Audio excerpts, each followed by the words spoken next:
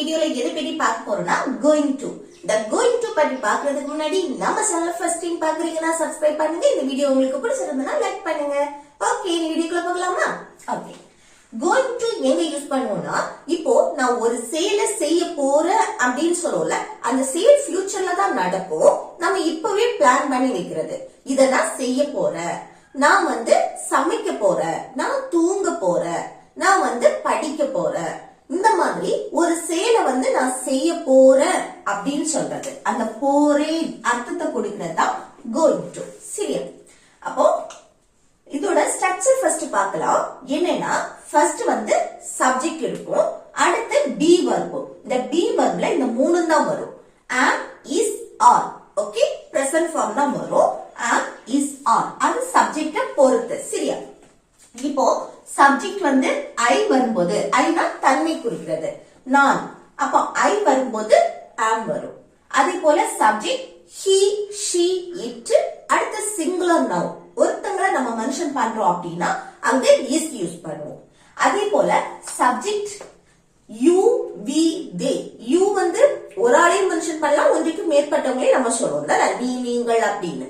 அப்ப you வந்தாலும் நம்ம are தான் யூஸ் பண்ணோம். சரியா? you, we, they. அடுத்து ப்ளூரல் நவுன் வரும்போது நம்ம are யூஸ் பண்ணுவோம். சரி, அப்போ am, is, are இந்த மூணுல ஒண்ணு சப்ஜெக்ட பொறுத்து சேஞ்ச் ஆகும். அடுத்து என்னன்னா going to. அதுக்கு அடுத்து தான் என்ன வரும்? going to. அதுக்கு அடுத்து verb வரும், அந்த verb V1 ஃபார்ம்ல இருக்கும். சரியா? அடுத்து இது பாசிட்டிவ் சென்டென்ஸ். நான் ஒரு செயலை நான் செய்ய போறேன், அவ படிக்க போறா, அவ கடைக்கு போறா. இந்த மாதிரி ஒருத்தங்க ஒரு செயலை செய்ய போறது. சரியா? அடுத்து என்னன்னா இது நெகட்டிவ், அந்த செயலை செய்ய போறது இல்ல. இப்ப நம்ம சொல்லுவோம்ல, நான் கடைக்கு போறது இல்ல, அடுத்து நான் தூங்க போறது இல்ல. இந்த மாதிரி ஒரு செயலை செய்ய போறது இல்ல, ஃபியூச்சர்ல நம்ம அந்த செயலை செய்ய போறது இல்ல அப்படின்னு சொல்றது. ஓகே, அப்போ ஃபர்ஸ்ட் சப்ஜெக்ட், அடுத்து am not, is not, are not. அது சப்ஜெக்ட பொறுத்து. சரியா? அல்ல நாட் மட்டும் சேர்க்கணும். அடுத்து going to இருக்கும், அடுத்து verb இருக்கும், அந்த verb present formல இருக்கும். சரி, அடுத்து கொஸ்டின் கேக்குறது. இப்போ கொஸ்டின் கேட்கும் போது என்னன்னா, இந்த am, is, are இருக்குல்ல, இது ஃபர்ஸ்ட் வந்துரும். இந்த be verb தான் ஃபர்ஸ்ட் யூஸ் பண்ணுவோம். am, is, are அது சப்ஜெக்ட பொறுத்து எது வரும்னு தெரியும். அப்போ ஃபர்ஸ்ட் be verb, அடுத்து சப்ஜெக்ட், அடுத்து going to, அதுக்கு அப்புறம் என்னது verb இருக்கும். சரி, இந்த ஆர்டர்ல கொஸ்டின் கேட்கணும். இப்போ ஃபர்ஸ்ட் எக்ஸாம்பிள் பார்க்கலாம். நம்ம சொல்லுவோம்ல, நான் குளிக்க போறேன், ஒரு செயலை நான் செய்ய போறேன் அப்படின்னு. அவன் குளிக்க போறா, அவன் குளிக்க போறான். இந்த மாதிரி போறாள், போறான், போறேன், இந்த மாதிரி போறார்கள் அப்படின்னு சொல்றது. ஓகே, அப்ப பாருங்க, நான் குளிக்க போறேன் அப்படின்னா அது இனிமேல் தான் நடக்கக்கூடிய செயல். ஓகே, நம்ம அதை இப்பவே பிளான் பண்ணிட்டோம். நான் இனி குளிக்க போறேன் அப்படின்னு, குளிக்க போறது. அப்ப நான் குளிக்க போறேன்னு சொல்லும்போது எப்படி சொல்லலாம்? ஃபர்ஸ்ட் சப்ஜெக்ட் நான், ஐ. அடுத்து என்ன வரணும்? பி verb யூஸ் பண்ணுவோம். ஐ வந்தாச்சு, அப்போ am தான் யூஸ் பண்ணுவோம் தானே, am. அடுத்து என்ன வரணும்? going to. ஒரு செயலை செய்ய போறேன் அந்த அர்த்தத்தை, போறேன், going to. ஓகே, அடுத்து verb வரும் தானே, குளிக்கக்கூடிய செயல் நடக்கு. அப்ப குளிக்கிறதுக்கு take a bath.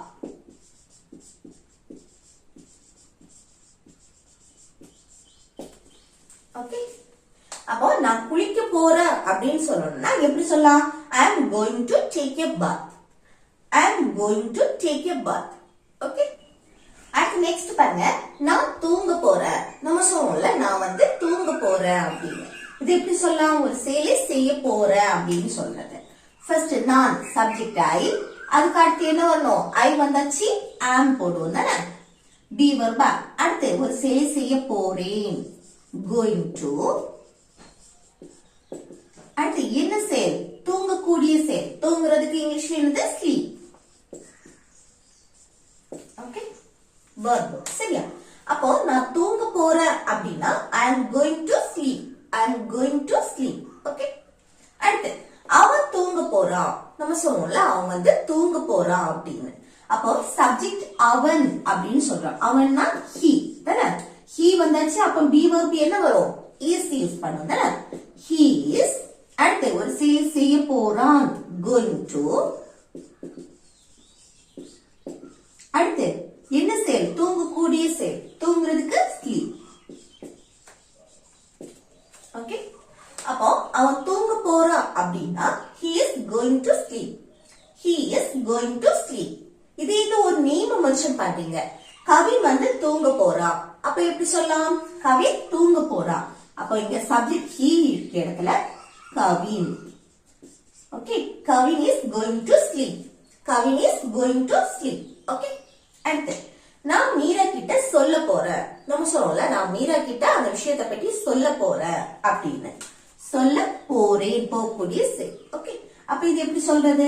ஃபர்ஸ்ட் நான் ஐ வந்தாச்சு. அடுத்து என்ன வரணும்? am. அடுத்து என்ன வரணும்? ஒரு செயலை செய்ய போறேன் going to. அடுத்து verb. மீரா கிட்ட சொல்லக்கூடிய செயல். சொல்றதுக்கு இங்கிலீஷ்ல tell. ஓகே, அடுத்து யார் கிட்ட? மீரா கிட்ட. tell மீரா. ஓகே, அப்போ நான் மீரா கிட்ட சொல்ல போறேன் அப்படின்னா I am going to tell Meera. I am going to tell Meera. Okay, next நான் gift வாங்க போறேன். அவனுக்கு பர்த்டே, சோ நான் வந்து gift வாங்க போறேன். இது எப்படி சொல்லலாம்? பாருங்க, நான் சப்ஜெக்ட் ஐ, அடுத்து am வரும், அதுக்கப்புறம் gift வாங்க போறேன் going to. அடுத்து verb என்ன? gift வாங்கக்கூடிய செயல். வாங்குறதுக்கு இங்கிலீஷ்ல buy. இதுதான் verb. சரியா? அடுத்து என்ன வாங்குறது? gift. gift.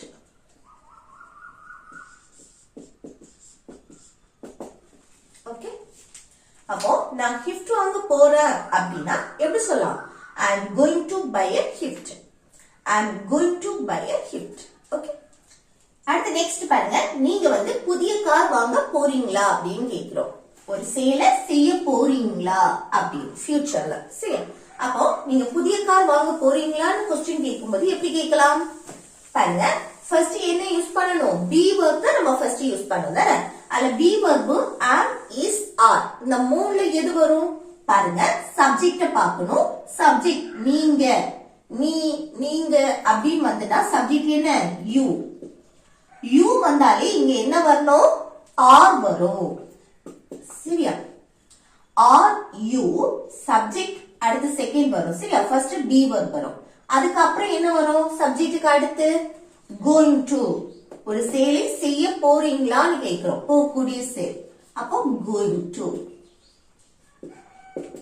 அடுத்து என்னன்னா மெயின் verb. சரியா?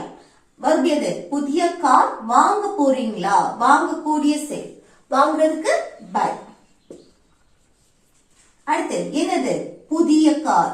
அப்போ a new car.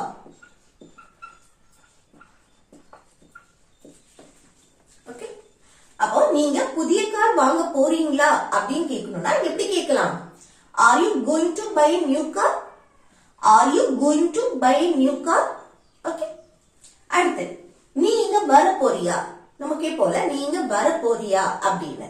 இதை எப்படி கேட்கலாம்? நீங்க வர போகிறாயா, போறியா அப்படின்னு கேக்குறது. சரியா? இது எப்படி கேக்குறது? சப்ஜெக்ட் பார்க்கணும், நீன்னு வந்தாச்சுன்னா யூ வந்தாலே இங்க என்னது? ஆர் யூஸ் பண்ணணும் தானே. Are you. அடுத்து என்ன? going to வரும் தானே. இங்க வர போறியா, போகக்கூடிய செயல் going to. அடுத்து verb வரும் தானே. இங்க வரக்கூடிய செயல், வரதுக்கு இங்கிலீஷ்ல come. அடுத்து இங்கன்னு சொல்லும் போது here. ஓகே, அப்ப நீ இங்க வர போறியா அப்படின்னா எப்படி கேட்கலாம்? Are you going to come here? Are you going to come here? Okay, அடுத்து நீ அவனுடன் போக போறியா? நமக்கே போல நீ அவங்க கூட போக போறியா? இதை எப்படி கேட்கலாம்? பாருங்க, என்னது? சப்ஜெக்ட் என்ன வந்திருக்கு? நீனா யூ வந்தாலே இங்க என்ன யூஸ் பண்ணணும்? Are you. அடுத்து என்ன வரணும்? going to. அடுத்து verb, அவனுடன் போக போறியா, போறதுக்கு இங்கிலீஷ்ல go. ஓகே, அடுத்து அவனுடன் உடன், அதுக்கு with. சரியா? with. அடுத்து அவனை மென்ஷன் பண்ணும்போது him, ஆப்ஜெக்ட். நீ அவனுடன் போக போறியா அப்படின்னா எப்படி கேட்கலாம்? Are you going to go with him? Are you going to go with him? Okay. அடுத்து நீ என்ன செய்ய போற? நமக்கே போல நீ என்ன செய்ய போகிறாய் அப்படின்னு. அப்போ நீ என்ன செய்ய போற அப்படின்னு கேட்கும்போது எப்படி கேட்கலாம்? பாருங்க, இங்க என்ன WH கொஸ்டின் வந்திருக்கா, அதனால இந்த பி வர்புக்கு முன்னாடி இந்த என்ன WH கொஸ்டினை போட்டுறணும். அத ஃபர்ஸ்ட் எழுதணும். என்னன்னா வாட், வாட் ஃபர்ஸ்ட் எழுதிட்டு அடுத்து என்ன வரணும்? B verb. இங்க சப்ஜெக்ட் நீ வந்திருக்கு, நீ வந்திருக்கனால இங்க என்ன பி வர்ப் வரும்? ஆர். ஓகே. அடுத்து சப்ஜெக்ட் யூ. அடுத்து என்ன வரணும்? போகிறாய், கோயிங் டு. அடுத்து verb, செய்ய, ஏதோ ஒரு விஷயத்தை செய்யறது. செய்யறதுக்கு இங்கிலீஷ்ல do. அப்போ நீ என்ன செய்ய போற அப்படின்னு கேட்கணும்னா எப்படி கேட்கலாம்? What are you going to do? What are you going to do? Okay. அடுத்து நெக்ஸ்ட் ஒன் பாருங்க, நீ அவன்கிட்ட அத பத்தி கேட்க போறியா? நமக்கே போல நீ அவன்கிட்ட அத பத்தி கேட்க போறியா அப்படின்னு. இது எப்படி கேட்கலாம்? பாருங்க, ஃபர்ஸ்ட் என்னது क्वेश्चन கேட்கும்போது be verb யூஸ் பண்ணுங்க. சப்ஜெக்ட் என்ன? நீ, நீனா you, youனா இங்க என்ன வரணும்? are வரும் தானே. are you.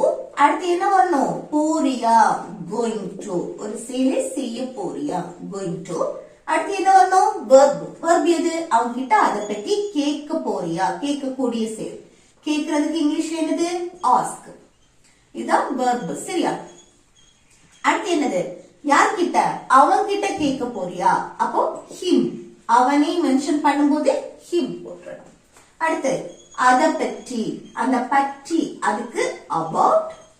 அதையும் சொல்லும்போது it. itனு சொல்லலாம், இல்ல thatனு கூட சொல்லிக்கலாம். சரி, அப்போ நீ அவன்கிட்ட அத பற்றி கேட்க போறியா அப்படின்னா எப்படி கேட்கலாம்? Are you going to ask him about it? Are you going to ask him about it? Okay. அடுத்து நெக்ஸ்ட் பாருங்க, நான் அவன்கிட்ட அத பத்தி கேட்க போறது இல்ல. நம்ம சொல்றோம்ல, நான் அத பத்தி என்னது அவன்கிட்ட கேட்க போறது இல்ல, நெகட்டிவா சொல்றோம். ஓகே. அப்போ இது எப்படி சொல்லலாம்? ஃபர்ஸ்ட் என்ன? சப்ஜெக்ட் நான், நான்னா ஐ. ஓகே. இந்த சென்டென்ஸ் என்னது? நெகட்டிவ். ஒரு செயலை நான் செய்ய போறது இல்ல அப்படின்னு சொல்றது. சப்ஜெக்ட் ஐ போட்டாச்சு. அடுத்து என்ன வரணும்? ஐ வந்தாலே ஆம் போடுவோம். அடுத்து என்ன வரணும்? நாட். இது நெகட்டிவ் சென்டென்ஸ் தானே. am போட்டாச்சு. அடுத்து not. அதுக்கு அப்புறம் என்ன வரணும்? ஒரு செயலை செய்ய போறது இல்ல, அந்த போறதுக்கு going to. going to போட்டாச்சு. அடுத்து என்ன வரணும்? verb வரணும். அவன் கிட்ட அத பத்தி கேட்க போறது இல்ல, அப்ப கேட்கக்கூடிய செயல். கேட்கறதுக்கு இங்கிலீஷ்ல என்னது? ask. அடுத்து அவன் கிட்ட him. அதுக்கப்புறம் அத பற்றி, அந்த பற்றி about. அதையும் சொல்லும்போது it. ஓகே. itனு சொல்லலாம், இல்ல thatனு கூட சொல்லிக்கலாம். ஓகே. அப்போ நான் அவன்கிட்ட அத பத்தி கேட்க போறதில்ல, கேட்க போவதில்லை அப்படின்னு சொல்றதுக்கு எப்படி சொல்லலாம்? I am not going to ask him about it. I am not going to ask him about it. Okay. அடுத்து நான் அவன்கிட்ட கேட்க போறேன், அந்த விஷயத்தை பத்தி நான் அவன்கிட்ட கேட்க போறேன் அப்படின்னு சொல்றேன். ஓகே. கேட்க போறேன், இது பாசிட்டிவ் சென்டென்ஸ். அப்ப இது எப்படி சொல்றது? நான் சப்ஜெக்ட் ஐ, அடுத்து ஐ வந்தாச்சு, ஆம் தான் வரும் தானே. கேட்க போறது இல்ல அப்படின்னா நெகட்டிவ்க்கு நாட் போட்டோம். இங்க கேட்க போறேன் அப்படின்னு பாசிட்டிவ் சென்டென்ஸ். சோ ஆம்க்கு அடுத்து என்ன வரணும்? Going to. ஒரு செயலை செய்ய போறேன், கோயிங் டு. அடுத்து verb கேட்கிறது, ஆஸ்க். அடுத்து அவன்கிட்ட him. ஓகே. அப்போ நான் அவன்கிட்ட கேட்க போறேன் அப்படின்னா இது எப்படி கேட்கலாம்? I am going to ask him. I am going to ask him. Okay. அடுத்து நெக்ஸ்ட் பாருங்க, நீ அவளுக்கு உதவி செய்ய போறியான்னு கேக்குறோம். நீ அவளுக்கு ஹெல்ப் பண்ண போறியா, ஒரு செயலை செய்ய போறியான்னு கேக்குறோம்.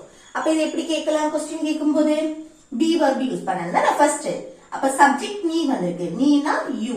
you வந்திருக்கனால இங்க are யூஸ் பண்ணணும் தானே. are you. அடுத்து ஒரு செயலை செய்ய போறியா, going to. அடுத்து என்ன செயல்? அவளுக்கு உதவி செய்யக்கூடிய செயல். அப்போ உதவி செய்யறதுக்கு help. யாருக்கு? அவளுக்கு. அவளை மென்ஷன் பண்ணும்போது her வரணும். சரியா?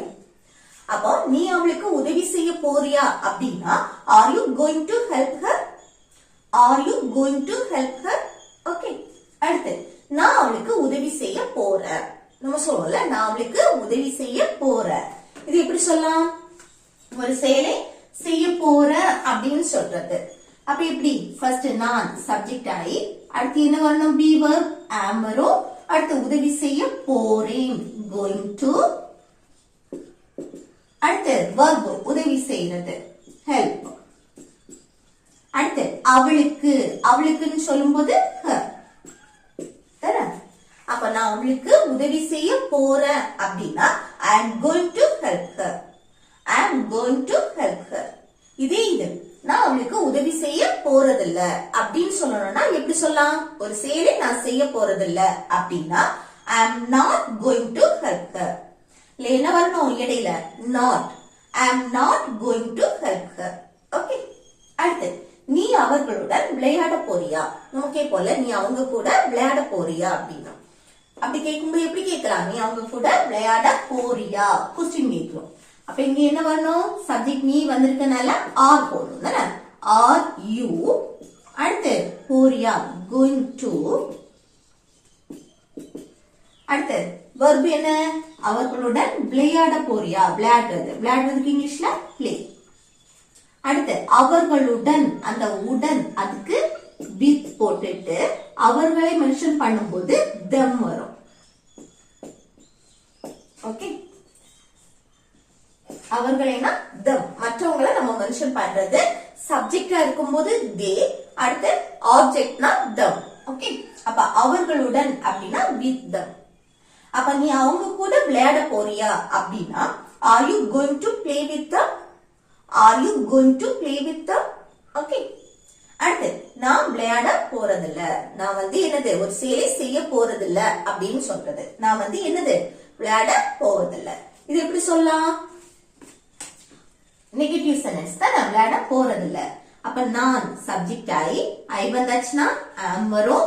கூட என்னது நெகட்டிவ் not சேர்ப்போம்.